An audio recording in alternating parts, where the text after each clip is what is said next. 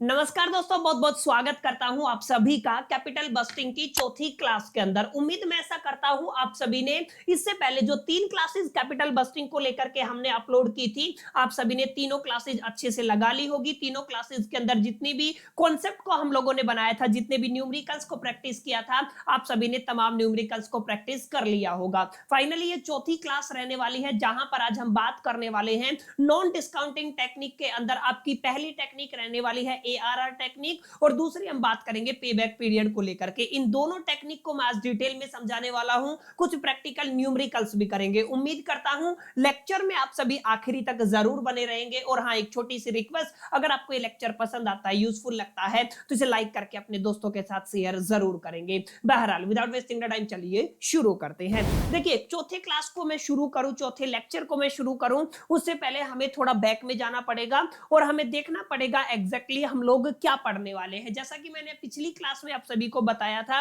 कि जब भी आप लोग एस्टिमेशन ऑफ टेक्निक की बात करते हैं, तो जितनी भी टेक्निक है, टोटल 7 टेक्निक आपके सिलेबस में डाली गई है। सातों टेक्निक को हम दो कैटेगरी में डिवाइड कर देते हैं। पहली कैटेगरी आपकी बनती है नॉन डिस्काउंटिंग वाली और दूसरी कैटेगरी बनती है आपकी डिस्काउंटिंग कैश फ्लो वाली। और मैंने आपको बताया था यहाँ पर टोटल आपको 5 टेक्निक पढ़नी पड़ती है और यहाँ पर केवल आपको 2 टेक्निक पढ़नी पड़ती है। आज हम बात करने वाले हैं नॉन डिस्काउंटिंग टेक्निक की, जहां पर मैं आपको पढ़ाऊंगा एआरआर टेक्निक क्या होती है, इसके कितने फॉर्मूले हैं, 3 फॉर्मूले के हम ऊपर डिस्कशन करेंगे, कैसे कैसे न्यूमेरिकल को सोल्व करने के लिए अप्रोच होनी चाहिए। इन तमाम मुद्दों पर मैं आपके साथ डिटेल में बात करूंगा। अलोंग विद मैंने बताया था एक होता है आपका पे बैक पीरियड, इसको भी मैं डिटेल में आपको समझाने वाला हूं। माने आज का ये चौथा क्लास किससे रिलेटेड रहेगा? नॉन डिस्काउंटिंग टेक्निक से रिलेटेड रहेगा। इसके बाद इस चैप्टर को लेकर के एक और क्लास आएगा, जहां पे हम लोग डिस्काउंटिंग कैश फ्लो टेक्निक को अंडरस्टैंड करेंगे, जहां पे आप लोग डिस्काउंटेड पे बैक की बात करेंगे, जहां पे आप लोग एनपीवी नेट प्रेजेंट वैल्यू की बात करेंगे,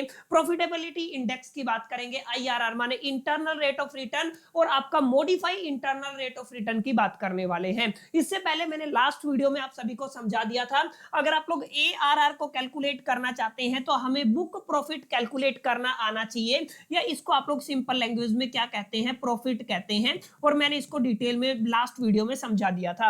और अगर आप लोग पे बैक पीरियड को देखेंगे तो हमें कैश प्रॉफिट कैलकुलेट करना आना चाहिए। अगर आप लोग ध्यान से देखेंगे, जो आपका कैश प्रॉफिट है, देखिए या तो आप लोग इसको कैश प्रॉफिट बोल दीजिए, या फिर एक दूसरा नाम इसका क्या रहने वाला है, कैश इनफ्लो रहने वाला है। जो आपका कैश इनफ्लो है, ये भी आप लोग बोल सकते हैं। इन दोनों के बीच में बुनियादी तौर पे क्या फर्क होता है, इस मुद्दे पर भी हम लोग चर्चा कर चुके हैं। और मैंने बताया था, जो आपका डिस्काउंटेड पे बैक है, नेट प्रेजेंट वैल्यू है, प्रॉफिटेबिलिटी इंडेक्स है और इंटरनल रेट ऑफ रिटर्न है, ये चारों टेक्निक किसके ऊपर काम करती हैं? डिस्काउंटिंग कैश फ्लो के ऊपर काम करती है। जहां पे मैंने बताया था आपका डिस्काउंटिंग कैश फ्लो कैसे कैलकुलेट किया जाता है, यहां पर मैंने लास्ट वीडियो में मैंने आपको समझाया था, जो आपका डिस्काउंटिंग फैक्टर है उसको कैसे अप्लाई करना है, उसका क्या फॉर्मूला होता है। यानी कि इन मुद्दों पर हम लोग चर्चा कर चुके हैं। हालांकि डिस्काउंटिंग कैश फ्लो की पांचों टेक्निक में एक वीडियो के अंदर कवर कराऊंगा।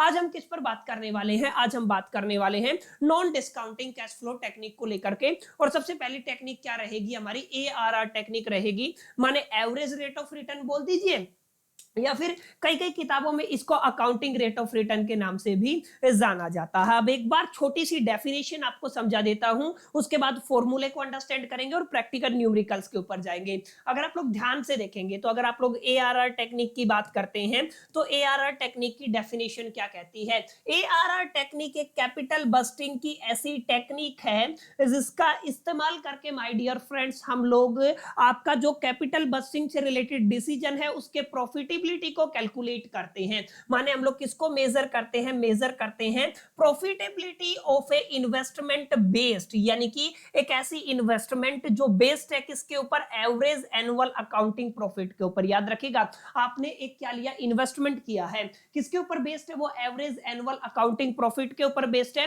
तो ये जो आपकी इन्वेस्टमेंट है, उस इन्वेस्टमेंट का एग्जैक्टली प्रॉफिटेबिलिटी क्या रहेगी, इसका मेजरमेंट आप लोग अकाउंटिंग रेट ऑफ रिटर्न या average rate of return technique की हेल्प से कैलकुलेट कर सकते हैं। अगर आप लोग और छोटी डेफिनेशन करना चाहते हैं तो कह सकते हैं accounting rate of return tells about how much return, return का मतलब यहाँ पे हम लोग परसेंटेज में बात करेंगे, a project will generate on the average investment, एक पर्टिकुलर इन्वेस्टमेंट एवरेज इन्वेस्टमेंट के ऊपर एक पर्टिकुलर प्रोजेक्ट कितना आपको रेट ऑफ रिटर्न या आपको रिटर्न दे सकता है, इसकी कैलकुलेशन क्या कहलाती है, average rate of return calculation कहलाती है। ठीक है, तो आपको थोड़ा ध्यान में रखना है अकाउंटिंग रेट ऑफ रिटर्न या एवरेज रेट ऑफ रिटर्न का क्या मतलब होता है। ऑब्वियस सी बात है, जो भी आपने इन्वेस्टमेंट बेस्ड डिसीजन लिया है उसके ऊपर एग्जैक्टली क्या क्या प्रॉफिटेबिलिटी के चांसेस है उसको कैलकुलेट करने के लिए हम इस टेक्निक का इस्तेमाल करते हैं। जैसा कि आप सभी को पता है, क्योंकि जो आप लोग क्या कैलकुलेट कर रहे हो, ARR टेक्निक कैलकुलेट कर रहे हो, तो ARR टेक्निक के अंदर आपको क्या गिवन होगा, आपको बुक प्रॉफिट गिवन होगा। याद रखिएगा क्या गिवन होगा, बुक प्रॉफिट कह दीजिए, डायरेक्ट लैंग्वेज में आप लोग क्या कह सकते हैं, प्रॉफिट गिवन होगा। आपको कैलकुलेट करना भी आना चाहिए प्रॉफिट कैसे निकालते हैं। और ARR टेक्निक के बाद जब आप लोग पे बैक पीरियड को कैलकुलेट करेंगे, याद रखिएगा आप लोग किसकी बात कर रहे हैं, पे बैक पीरियड की बात कर रहे हैं। तो जब भी आप लोग पे बैक पीरियड की बात करेंगे भाई और बहनों, तो पे बैक पीरियड के अंदर हम लोग कैश इनफ्लो की बात करने वाले हैं। याद रखिएगा किसकी बात करेंगे, कैश इनफ्लो की बात करेंगे। इसको किस नाम से जाना जाता है, कैश प्रॉफिट के नाम से भी जाना जाता है। इस पर हालांकि हम लोग लास्ट वीडियो में डिटेल में चर्चा कर चुके हैं। अब ध्यान से देखिएगा, जब भी एग्जामिनेशन में क्वेश्चन आएगा कि आपको average rate of return calculate करना है, तो हमारे पास टोटल 3 मेथड एग्जिस्ट करते हैं, 3 तरीके एग्जिस्ट करते हैं, जिनका इस्तेमाल करके हम लोग किसी भी क्वेश्चन को एक सही अप्रोच से सोल्व कर सकते हैं। और तीनों ही टेक्निक, तीनों ही मेथड, तीनों ही फॉर्मूले हम लोग अलग अलग कंडीशन के अंदर अप्लाई करते हैं और तीनों का ही इस्तेमाल करके आप लोग ARR माने average rate of return calculate कर सकते हैं। अगर आप लोग बात करते हैं ARR की, तो पहला फॉर्मूला आपका लगता है इनिशियल इन्वेस्टमेंट के बेस्ड पे, दूसरा फॉर्मूला रहेगा एवरेज इन्वेस्टमेंट के बेस पे, और तीसरा रहेगा आपका एनुअल जो प्रॉफिट होता है उसके बेस के ऊपर। माने अगर आप लोग ARR कैलकुलेट करना चाहते हैं, average rate of return calculate करना चाहते हैं, एवरेज रेट ऑफ रिटर्न को कैलकुलेट करते दरमियान आप लोग 3 मेथड का इस्तेमाल कर सकते हैं, based on the initial investment, second method क्या रहेगा, based on the average investment, और तीसरा मेथड क्या रहेगा, based on the total investment या टोटल एनुअल इन्वेस्टमेंट। क्लियर है, तो तीनों मेथड के अलग अलग फॉर्मूले हैं, इस चीज को आपको थोड़ा ध्यान में रखना है। सबसे पहले मैं आपको समझाने वाला हूं, अगर आप लोग इनिशियल इन्वेस्टमेंट वाले फॉर्मूले को लगाना चाहें तो इसका क्या फॉर्मूला बनेगा। देखिए, अगर आप लोग इनिशियल इन्वेस्टमेंट के ऊपर चलते हैं तो ध्यान रखिएगा आपको क्या करना है। अगर आप लोग ARR को कैलकुलेट करना चाहते हैं, एवरेज रेट ऑफ रिटर्न को कैलकुलेट करना चाहते हैं, क्योंकि ये आपका ARR टेक्निक है, तो यहाँ पे आपको क्या गिवन मिलेगा, आपको प्रॉफिट गिवन मिलेगा। याद रखिएगा क्या गिवन मिलेगा, प्रॉफिट गिवन मिलेगा। तो मेरे को करना क्या है भाइयों और बहनों, ध्यान से समझना, जब भी आप लोग ARR कैलकुलेट करते हैं, इनिशियल इन्वेस्टमेंट वाले मेथड से कैलकुलेट करते हैं, तो मेरे को एवरेज प्रॉफिट निकाल लेना है सबसे पहले। याद रखिएगा जो भी आपको अलग अलग सालों का प्रॉफिट दे रखा है उसका एवरेज प्रॉफिट निकाल लेंगे, और जो हमने इनिशियल इन्वेस्टमेंट किया है वो निकाल लेंगे। माने हम लोग क्या कह सकते हैं, आपने क्या क्या निकाला, आपने निकाला एवरेज प्रॉफिट, अपॉन में क्या आ गया आपका इनिशियल इन्वेस्टमेंट। परसेंटेज के लिए आप लोग कितने से मल्टीप्लाई कर देंगे, 100 से मल्टीप्लाई कर देंगे। बहुत बेसिक फॉर्मूला है। फॉर्मूला क्या कहता है, इनिशियल इन्वेस्टमेंट आप लोगों को निकाल लेना है, क्योंकि इनिशियल इन्वेस्टमेंट वाला फॉर्मूला आपको लगाना है। अगर अच्छा एवरेज प्रॉफिट आपने निकाला, एवरेज प्रॉफिट को इनिशियल इन्वेस्टमेंट से डिवाइड कर दिया, मल्टीप्लाई कितने से कर दिया, 100 से कर दिया, तो आपकी कौन सी टेक्निक बन जाएगी, ये ARR टेक्निक इनिशियल इन्वेस्टमेंट बन जाएगी। क्लियर है, अब आप समझेंगे इसको एक प्रैक्टिकल एग्जांपल से। अगर आप लोग ध्यान से देखेंगे तो एक एग्जांपल मैं आप सभी को दे देता हूं, ये इसका फॉर्मूला रहने वाला है। उम्मीद करता हूं बातें आपको समझ में आई होंगी। ARR टेक्निक की अगर आप लोग बात करते हैं स्पेसिफिकली इन्वेस्टमेंट, इनिशियल इन्वेस्टमेंट को लेकर के, तो ऊपर आपका एवरेज प्रॉफिट रहेगा, नीचे इनिशियल प्रॉफिट रहेगा, और आपका या इनिशियल प्रॉफिट या फिर आप लोग कह दीजिए इन्वेस्टमेंट भी कह सकते हैं। क्लियर है, क्या कह सकते हैं आप लोग, इनिशियल इन्वेस्टमेंट की बात कर सकते हैं। मल्टीप्लाई कितने से कर देंगे, 100 से कर देंगे। तो ये आपका पहला टेक्निक या पहला फॉर्मूला बन जाएगा। एक एग्जांपल से समझते हैं। देखिए यहाँ पे आपको प्रॉफिट गिवन होगा, जब भी आप लोग पे बैक पीरियड की बात करेंगे वहां पे कैश इनफ्लो गिवन होगा या कैश प्रॉफिट गिवन होगा। केवल प्रॉफिट गिवन कब होगा, जब आपसे ARR की बात करेगा, एवरेज रेट ऑफ रिटर्न की बात करेगा। ध्यान से देखिए एक सवाल को समझते हैं तभी आपको चीजें और ज्यादा क्लियर हो पाएंगी। मैंने कोई मशीन खरीदी है जिसका परचेज कॉस्ट कितना है आपका, ध्यान रखिएगा 5 लाख रुपए है, और उसकी सालवेज वैल्यू कितनी है, 1 लाख रुपए है। ठीक है, इस चीज को याद रखिएगा। स्क्रैप वैल्यू भी याद रखिएगा। और at the end of the 5th year, माने 5वें साल अगर आप लोग देखेंगे आपने जो मशीन खरीदा है उसकी सालवेज वैल्यू कितनी है आपकी, 1 लाख रुपए है। अगर आप लोग ध्यान से देखेंगे तो जो आपने मशीन खरीदा, यानी कि आप लोग ध्यान से देखेंगे तो यहाँ पे क्या हो जाएगा, मशीन कॉस्ट की अगर मैं बात करता हूं तो इनिशियल इन्वेस्टमेंट तो आपका सभी का यही है ना, याद रखिएगा। यहाँ पे क्या लिख देंगे, हम लोग कह देंगे यहाँ पे ये हमारा इनिशियल इन्वेस्टमेंट है, और इनिशियल इन्वेस्टमेंट आपका कितना जा रहा है मशीन के ऊपर, 5 लाख रुपए जा रहा है। क्लियर, तो बहुत बेसिक बात हो गई, ये क्या है आपका इनिशियल इन्वेस्टमेंट है। और अगर आप लोग यहाँ पे देखेंगे तो ध्यान रखिएगा यहाँ पे क्या दिया हुआ है, सालवेज वैल्यू की मैं बात करता हूं, या फिर आप लोग कह दीजिए स्क्रैप वैल्यू की मैं बात करता हूं, तो ये कितनी दी हुई है आपको, 1 लाख रुपए दी हुई है। और ये कहां पे है, आपकी 5th ईयर के दरमियान है। याद रखिएगा आपकी क्या है, ये 5th ईयर के दरमियान है, यानी कि ये जो आपकी मशीन है इसकी एवरेज एस्टिमेटेड लाइफ, याद रखिएगा ये क्या है आपकी एस्टिमेटेड लाइफ की मैं बात करता हूं। ठीक है, इस मशीन की एवरेज एस्टिमेटेड लाइफ कितनी है, 5 साल है। तो यहाँ पे आप लोग क्या लिख देंगे, 5 साल लिख देंगे। क्लियर है। अभी आपको आगे क्या गिवन है, आगे गिवन है ये अलग अलग सालों का प्रॉफिट है। जैसे मैंने मान लीजिए 1st ईयर का प्रॉफिट है, ये 2nd ईयर का प्रॉफिट है, ये 3rd ईयर का प्रॉफिट है, ये 4th ईयर का प्रॉफिट है, और ये कितना है 5th ईयर का प्रॉफिट है। माने 5 सालों का अलग अलग प्रॉफिट है। पहली साल का प्रॉफिट 20,000 है, दूसरी साल का प्रॉफिट 25,000 है, तीसरी साल का प्रॉफिट 15,000 है, चौथी साल का प्रॉफिट आपका 20,000 है, और 5वीं साल का प्रॉफिट कितना है आपका 10,000 है।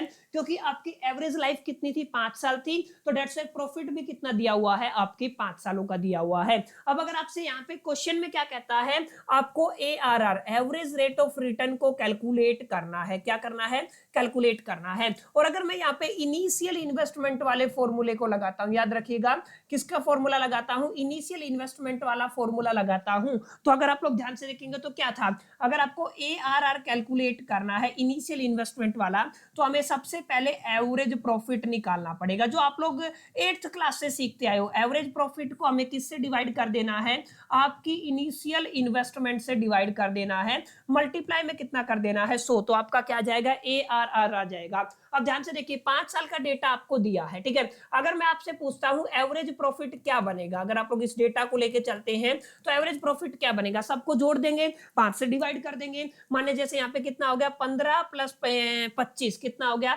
40,000, 40 और 20 कितना हो गया, 60, 60 और 10 कितना हो गया, 70, 70 और 20 कितना हो गया, 90। माने आपका 90,000 तो टोटल प्रॉफिट बनता है, और 5 साल का ये प्रॉफिट है तो आपको इससे 5 से डिवाइड कर देना है, तो 18 पंजे 90, माने कितना आ जाएगा आपका 18,000 प्रॉफिट आ जाएगा, याद रखिएगा। तो एवरेज प्रॉफिट की वैल्यू कितनी है आपकी, 18,000 है। एक चीज और आप लोग ध्यान रखिएगा, यहाँ पे इनिशियल इन्वेस्टमेंट कितना है आपका, इनिशियल इन्वेस्टमेंट है माय डियर फ्रेंड्स आपका, अगर आप लोग ध्यान से देखेंगे तो इनिशियल इन्वेस्टमेंट हमने मशीन के ऊपर कितना खर्च किया था, केवल और केवल 5 लाख रुपए, ठीक है। तो बस आपको फॉर्मूले में पुट करना है और आपको एक वैल्यू मिल जाएगी। अब आप क्या कह सकते हैं, ARR average rate of return is equal to the average profit. Average profit कितना है आपका 18,000 है, डिवाइड कर देंगे, इनिशियल इन्वेस्टमेंट कितना है आपका 5 लाख है, तो 5 लाख से क्या कर देंगे, डिवाइड कर देंगे, मल्टीप्लाई में कितना कर देंगे 100। देखिए 3 जीरो से यहाँ पे 3 जीरो कैंसिल हो जाएगा, 2 जीरो से आपका 2 जीरो कैंसिल हो जाएगा, कितना बचेगा,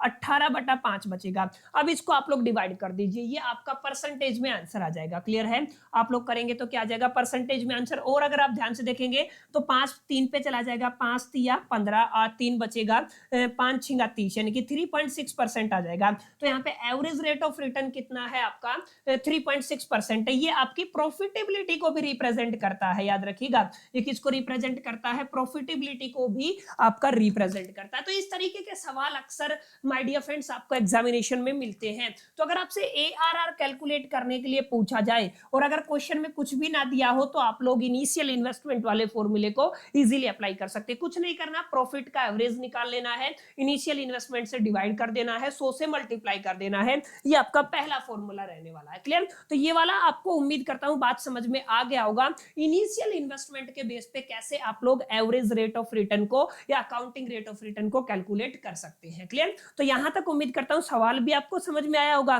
कैलकुलेशन भी आपको समझ में आई होगी। अब काफी बच्चों के समझ में दिमाग में रह गया सर यहाँ पे साल्वेज वैल्यू का क्या मतलब रहा। ये आपका साल्वेज वैल्यू इसलिए दिया गया है, अगर आप लोग नेक्स्ट दो मेथड को अप्लाई करते हैं उस केस में आप इसको इस्तेमाल कर सकते हैं, इस केस में आपको साल्वेज वैल्यू का कोई इस्तेमाल नहीं है। जैसे अगर आप लोग ध्यान से देखेंगे तो ये तो हो गया एआरआर आपका average profit, initial profit upon multiply, initial profit नहीं आएगा, ये थोड़ा ध्यान रखिएगा, ये क्या आएगा इनिशियल इन्वेस्टमेंट के बेस पे। तो यहाँ पे आप लोग क्या कर दोगे, इनिशियल इन्वेस्टमेंट कर दोगे। थोड़ा सा सही कर लीजिए, कभी कुछ बच्चे गड़बड़ कर जाए एग्जामिनेशन में। चलिए आगे चलते हैं, सेकंड मेथड की बात करते हैं। सेकंड मेथड के अंदर क्या है, एवरेज इन्वेस्टमेंट निकालना है। देखिए अगर आप लोग ध्यान से देखेंगे सेकंड मेथड क्या है, आपका एवरेज इन्वेस्टमेंट निकालना है। यहीं पे मैं आपको थोड़ा सा कैलकुलेशन में समझा देता हूं। अगर आपको एवरेज इन्वेस्टमेंट निकालना है ना तो आप लोग एआरआर टेक्निक लगाएंगे, ऊपर तो आपका एवरेज प्रॉफिट रहेगा ही रहेगा, उसमें कोई चेंजमेंट होने वाला नहीं है।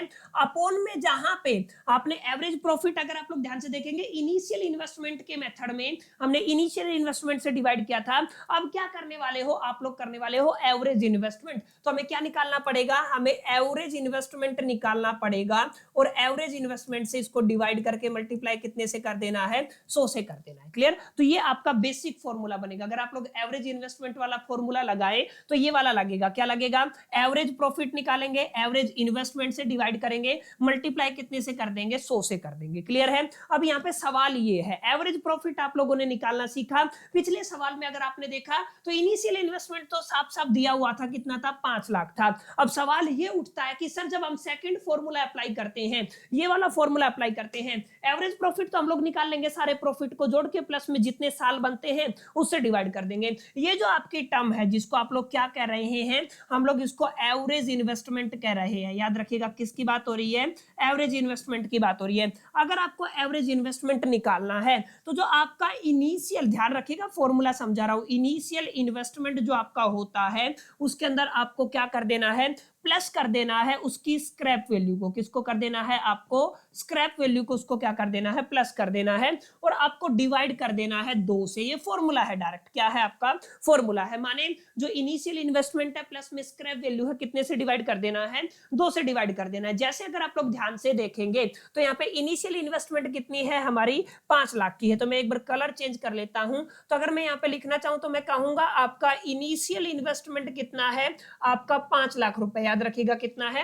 5 लाख। अगर आप लोग यहाँ पे साल्वेज वैल्यू की बात करते हैं तो यहाँ पे मैं लिख देता हूं साल्वेज वैल्यू कितनी है, 1 लाख रुपए है। अगर मेरे को एवरेज इन्वेस्टमेंट निकालना है तो क्या फॉर्मूला बताया था, average investment is equal to the initial investment plus में साल्वेज वैल्यू, माने 5 लाख प्लस में कितना हो जाएगा, 1 लाख, कितने से डिवाइड कर देंगे, 2 से। 5 और 1 6, 6 को 2 से डिवाइड करेंगे तो कितना अमाउंट आ जाएगा, 3 लाख आ जाएगा। क्लियर, तो ये आपका 3 लाख क्या निकल के आ गया, ये आपका एवरेज इन्वेस्टमेंट निकल के आ गया। याद रखिएगा ये क्या निकल के आ गया, एवरेज इन्वेस्टमेंट। अब कई बार एग्जामिनेशन में माय डियर फ्रेंड्स याद रखिएगा थोड़ा सा चेंज कर देता है, क्वेश्चन में ही आपको बोल देगा यहाँ पे वर्किंग कैपिटल भी दिया हुआ है। माने अगर आप लोग ध्यान से देखेंगे क्वेश्चन में क्या उसने चेंज किया है, यहाँ पे एक शब्द और जोड़ दिया। क्या जोड़ दिया, आपका वर्किंग कैपिटल। याद रखिएगा क्या कर दिया, वर्किंग कैपिटल ऐड कर दिया। और अगर मैं वर्किंग कैपिटल की बात करूं, मान लीजिए वर्किंग कैपिटल कितना है अपना, 1 लाख रुपए, क्वेश्चन में इमेजिन कर लिया। अगर आपका वर्किंग कैपिटल भी दिया हुआ है तो यहाँ पे स्टार लग जाएगा, यहाँ पे क्या लग जाएगा, स्टार। अगर आपका इफ, अगर मैं यहाँ पे स्पेशल केस कर रहा हूं, working capital is also given, ध्यान रखिएगा अगर आपको क्या गिवन है, वर्किंग कैपिटल भी गिवन है, तो उस केस में हम लोग क्या करेंगे, हम फॉर्मूला लगाएंगे एवरेज इन्वेस्टमेंट का। Average investment is equal to the आपका इनिशियल इन्वेस्टमेंट प्लस में साल्वेज वैल्यू अपॉन में 2, ये तो निकालना ही निकालना है, प्लस में जो आपकी वर्किंग कैपिटल है वो उसमें ऐड कर देनी है।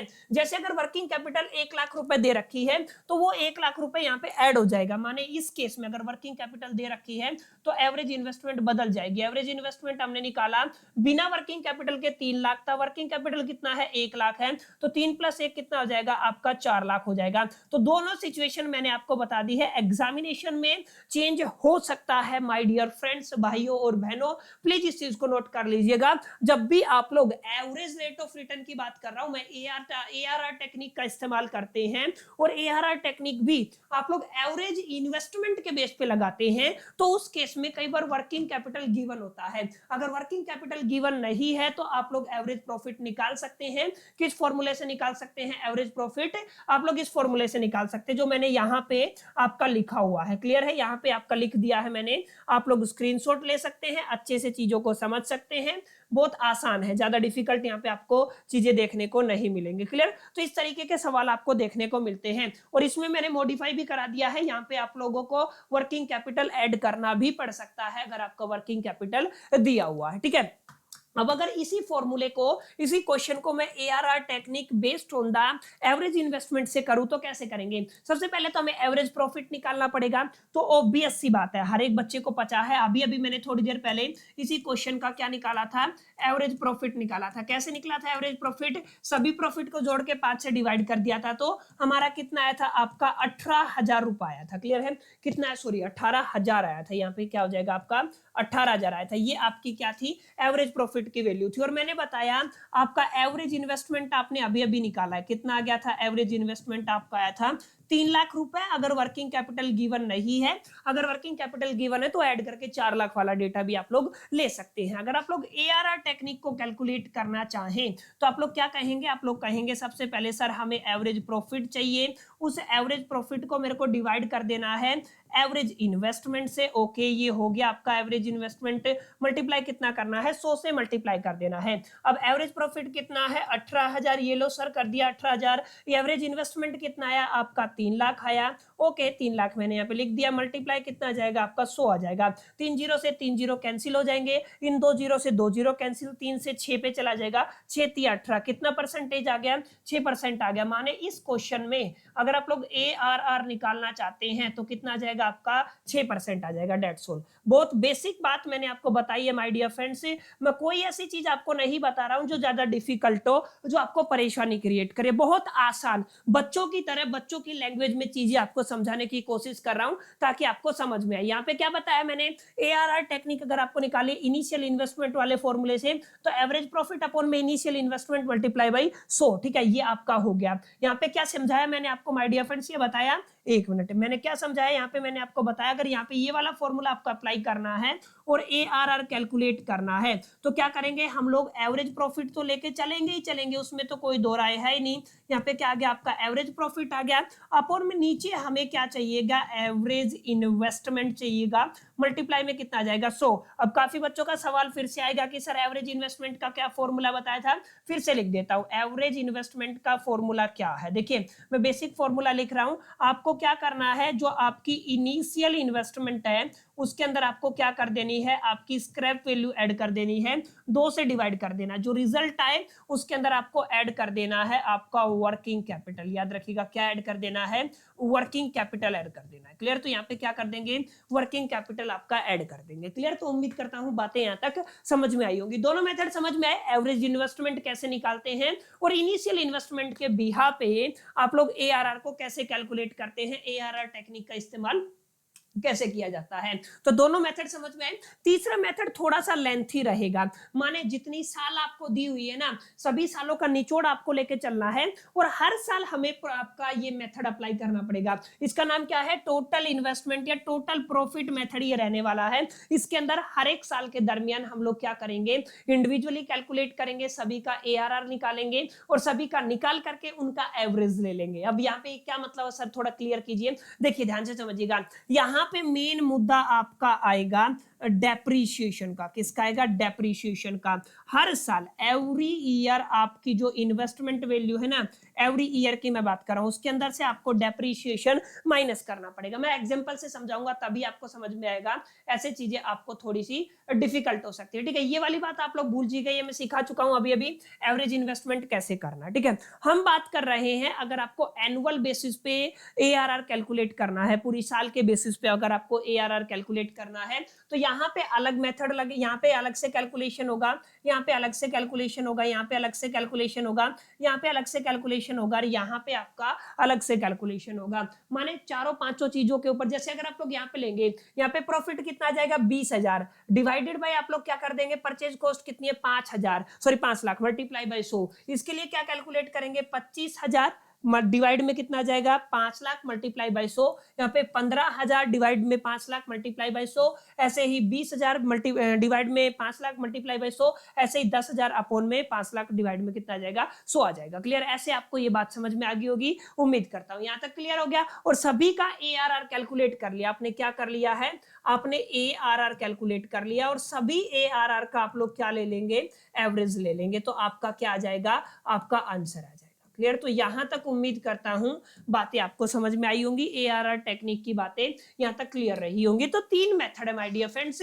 अकॉर्डिंग टू मी, अगर आप लोग अपने पुराने यूनिवर्सिटी के एग्जामिनेशन भी उठा के देखेंगे तो दोनों मेथड मोर देन इनफ रहेंगे। इस केस में क्या करना है, हर साल के लिए एवरी ईयर, याद रखिएगा एवरी ईयर आपको क्या कैलकुलेट करना है, ARR कैलकुलेट करना है। और जितना भी टोटल ARR बनता है, याद रखिएगा क्या बनता है, टोटल ARR बनता है, उसका क्या ले लीजिएगा, एवरेज ले लीजिएगा, वो आपका आंसर होगा। क्लियर? तो बहुत आसान है, उम्मीद करता हूं बातें समझ में आई होंगी। नहीं आई तो फिर भी आप लोग कॉमेंट कर सकते हैं, डेफिनेटली अगर रहा जवाब देना कॉमेंट में तो पॉसिबल मैं आपको बता दूंगा। क्लियर? चलिए, तो ये तो आपकी नॉन डिस्काउंटिंग टेक्निक के अंदर पहली टेक्निक थी, अकाउंटिंग रेट ऑफ रिटर्न या एवरेज रेट ऑफ रिटर्न, जिसको आप लोगों ने यहाँ पे समझा।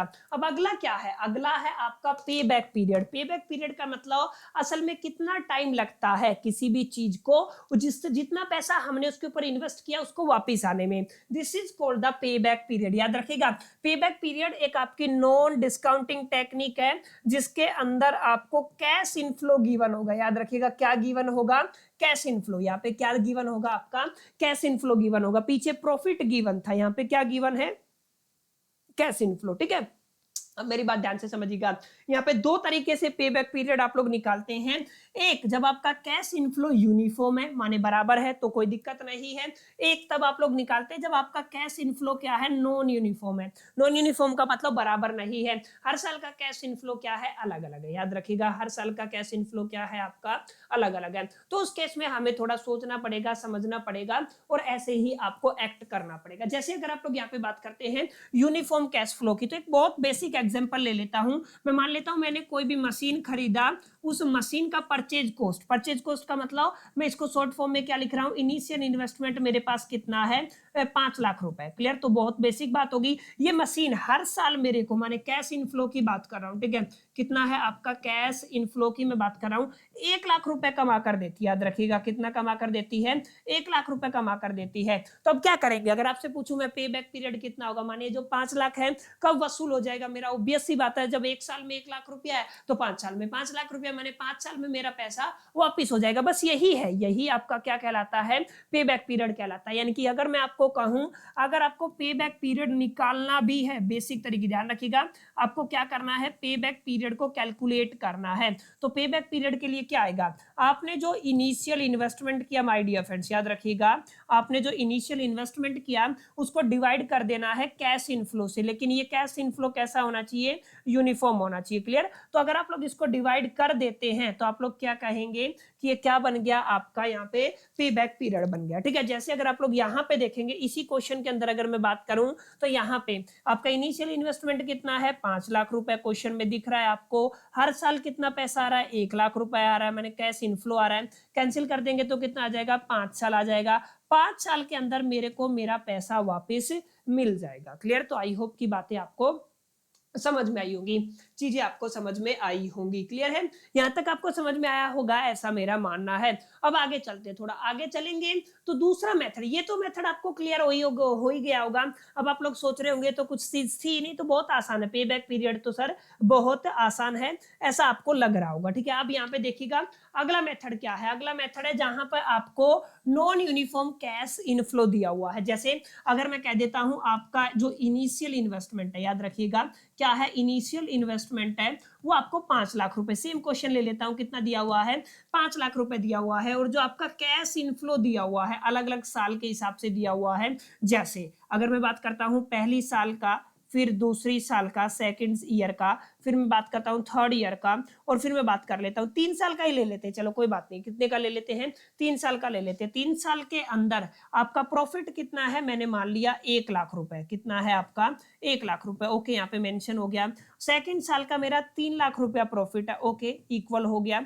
अगर मैं चौथे साल की तीसरे साल की बात करता हूं तो मेरा 4 लाख का प्रॉफिट है, मैंने मान लिया कितना है आपका 4 लाख का प्रॉफिट है। तो अब आपको बताना है इसका पे बैक पीरियड कैसे कैलकुलेट करेंगे। देखिए यहाँ पे आपका जो प्रॉफिट है, कैश इनफ्लो है, ये कैसा है आपका नॉन यूनिफॉर्म है, याद रखिएगा कैसा है कैश इनफ्लो नॉन यूनिफॉर्म है। तो ऐसे केस में सबसे पहले हम लोग क्या करेंगे, सबसे पहले हम लोग लगाएंगे आपका जिसको आप लोग कहते हो अपना कलमेटिव कैश इनफ्लो। कलमेटिव कैश इनफ्लो का मतलब क्या होता है, देखिए मैं इसको क्या कह रहा हूं, क्यूमुलेटिव, या कुछ कुछ इसको क्या बोलते हैं, क्यूमुलेटिव कैश इनफ्लो, याद रखिएगा क्या हो जाएगा, क्यूमुलेटिव कैश इनफ्लो। ठीक है, कैसे निकालते हैं, ये वाली अमाउंट तो आप लोग एज इट इज रख दीजिए 1 लाख रुपए, ओके ये आपका पहली अमाउंट एज इट इज रहेगा, क्रॉस में ऐड करते जाइए, 3 लाख इसमें ऐड हो जाएगा तो कितना हो जाएगा आपका 4 लाख हो जाएगा। क्लियर, यहाँ पे 4 लाख हो गया, 4 में 4 ऐड करेंगे तो कितना हो जाएगा 8 लाख हो जाएगा। क्लियर, तो यहाँ तक आई होप कि आपको बात समझ में आई होगी,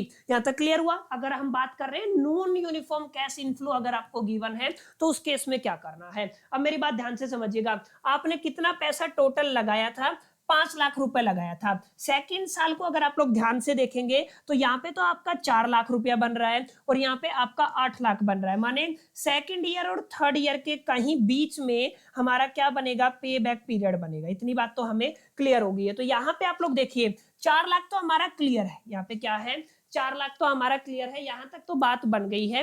अब इससे आगे हमें कितने पैसे और चाहिए, 5 लाख है हमारा, कितना टोटल अमाउंट कितना है 5 लाख है, और 4 लाख हमारा पूरा हो चुका है, 1 लाख की कमी है, क्या है 1 लाख की कमी है। 4 लाख कितने साल में कंप्लीट हो गया, 2 साल में। तो ध्यान रखिएगा आपका 2 ईयर तो कंप्लीट हो गया है, प्लस में अभी मेरे को क्या करना है, मेरे को 4 लाख पूरा हो गया, कितने की कमी है 1 लाख की, तो मैंने यहाँ पे क्या कर दिया 1 लाख यहाँ पे मेंशन कर दिया। ठीक है, अपोन में। अब ध्यान से देखिएगा जब आप लोग नेक्स्ट ईयर जाते हैं तो उस टाइम कितना आपका कैश इनफ्लो है 4 लाख का, तो इसको किससे डिवाइड कर देंगे, 4 लाख से क्या कर देंगे डिवाइड कर देंगे। देखिए ये आपके 3 जीरो से 3 जीरो ये आपका कैंसिल हो जाएगा, माने आप लोग क्या कह सकते हैं 2 साल कंप्लीट लग जाएंगे, प्लस में 1/4 एक्स्ट्रा लगेगा, माने जो आपकी तीसरी साल है उसका चौथा हिस्सा लगेगा। आई बात समझ में, जो आपकी तीसरी साल है उसका कौन सा हिस्सा लगेगा, चौथा हिस्सा लगेगा। इन शॉर्ट आप लोग ध्यान दीजिए जब भी कैश नॉन यूनिफॉर्म गिवन होता है ना तो हमें चेक करना होता है एग्जैक्टली कब हमारा पैसा पूरा हो रहा है। यहाँ पे तो डायरेक्ट है भाई, एक बच्चा है जिसने मान लीजिए 2 लाख रुपए का कोई मशीन खरीदा है, क्लियर है, कितने का खरीदा है 2 लाख रुपए का खरीदा है, और ये मशीन हर साल मेरे को मान लीजिए 1 लाख रुपया देता है, कितना लाख रुपया देता है 1 लाख रुपए का प्रॉफिट बना के देता है, तो मैं इसको इससे डिवाइड कर दूंगा, मेरा 2 साल का टाइम पीरियड आ गया। लेकिन ये कब होगा, जब आपका जो प्रॉफिट कैश इनफ्लो है वो कैसा होगा, नॉन यूनिफॉर्म होगा, सॉरी यूनिफॉर्म होगा। अगर नॉन यूनिफॉर्म है तो सबसे पहले आप लोगों को ईयर मेंशन कर लेना है, प्रॉफिट मेंशन कर लेना है, क्यूमुलेटिव कैश फ्लो निकालेंगे सब में ऐड करके और आपको एस्टिमेशन लगाना है। क्लियर है, एक और सवाल ले लेते हैं ताकि आपको और थोड़ी सी क्लैरिटी हो सके। मैंने एक मशीन खरीदा, मान लीजिए इनिशियल इन्वेस्टमेंट अगर आप लोग लेके चलते हैं, मैंने क्या कहा आपका इनिशियल इन्वेस्टमेंट में कितने का लेके चल रहा हूं बच्चा, 10 लाख रुपए का लेके चल रहा हूं, याद रखिएगा कितने का है 10 लाख रुपए का। 10 लाख रुपए का हमारा क्या है, ये इनिशियल इन्वेस्टमेंट। अब यहाँ पे आपको ध्यान क्या देना, ध्यान देना है मेरे को जो कैश इनफ्लो दिया हुआ है, यहाँ पे मैं मेंशन कर देता हूँ, ये क्या है कैश इनफ्लो है। यहाँ पे मेरा फर्स्ट ईयर है, यहाँ पे मेरा सेकंड ईयर है, यहाँ पे मेरा थर्ड ईयर है, यहाँ पे मेरा फोर्थ ईयर है, और यहाँ पे मेरा कितना है फिफ्थ ईयर है। मैं थोड़ा सा इसको ऊपर लिख लेता हूँ ताकि चीजें आपको और अच्छे से क्लियर हो सके। ठीक है, तो यहाँ पे 5 साल का मेरे को कैश इनफ्लो दिया हुआ है। ठीक है, यहाँ पे ध्यान दीजिएगा पहले साल का मेरा कैश इनफ्लो 2 लाख रुपए का है, तो यहाँ पे मैं कितना मेंशन कर दूंगा 2 लाख मेंशन कर दूंगा। अगले में मेरे 4 लाख का है, ठीक है, तो मैंने कितना कर दिया 4 लाख कर दिया। फिर मेरा 1.5 यानी कि 1,50,000 का है, फिर मेरा है 2,50,000 का, ओके मेंशन कर दिया। फिर मेरा 5वें साल है 6 लाख का कैश इनफ्लो। क्लियर है, अब यहाँ पे क्या करना पड़ेगा आपको, क्यूमुलेटिव आपका कैश फ्लो निकालना पड़ेगा। क्या निकालना पड़ेगा, क्यूमुलेटिव कैश फ्लो। ये एज इट इज रहेगा 2 लाख, तो 2 लाख आ गया, 2 में 4 जोड़ेंगे तो 6 लाख आ जाएगा, 6 में 1.5 लाख जोड़ेंगे तो कितना हो जाएगा 7.5 लाख रुपए हो जाएगा, 7.5 में 2.5 जोड़ेंगे तो देखिए 8 और ये कितना हो गया 8 के बाद 2 10 लाख हो जाएगा। ओके, और यहाँ पे कितना हो गया, यहाँ पे हो गया आपका 6, 10 और 6 कितना हो गया 16 लाख हो गया। इस केस में क्या करना है, इस केस में हमें ध्यान देना है हमारा अमाउंट कितना है, हमारा अमाउंट है 10 लाख। कहीं पे एग्जैक्ट अमाउंट बन रहा है, यस बन रहा है। कहाँ पे बन रहा है, यहाँ पे बन रहा है। माने इस साल के दरमियान मेरे को 10 लाख रुपया मिलता है, माने 4th ईयर मेरा क्या हो जाएगा, पे बैक पीरियड। ये क्या जाएगा आपका पे बैक पीरियड, याद रखिएगा यहाँ पे क्या आ गया आपका पे बैक पीरियड। ठीक है, तो इस तरीके से क्वेश्चन एग्जाम में आ सकते हैं। बहुत छोटे छोटे क्वेश्चन है, बहुत इजी क्वेश्चन है। आप एक बार थोड़ा सा इनको अगर प्रैक्टिस करेंगे तो चीजें आपको समझ में आ जाएंगी। तो आज की वीडियो में हमने क्या सीखा, आज की वीडियो में नॉन डिस्काउंटिंग टेक्निक को मैंने डिटेल में समझाया, काफी न्यूमेरिकल लेकर के मैंने आपको कॉन्सेप्ट समझा दिया है। एआरआर टेक्निक क्या होती है, एआरआर टेक्निक को तीनों तरीके से, इनिशियल इन्वेस्टमेंट के बेस पे, एवरेज इन्वेस्टमेंट के बेस पे, एनुअल बेसिस पे कैसे कैलकुलेट करते हैं, पे बैक पीरियड क्या होता है, कैसे उसको कैलकुलेट किया जाता है, अगर आपको कैश फ्लो जो आपका कैश इनफ्लो है यूनिफॉर्म दे रखा है तो कैसे निकालना है, नॉन यूनिफॉर्म दे रखा है तो कैसे निकालना है। लेक्चर बहुत आसान था, उम्मीद करता हूं आपको पसंद आया होगा।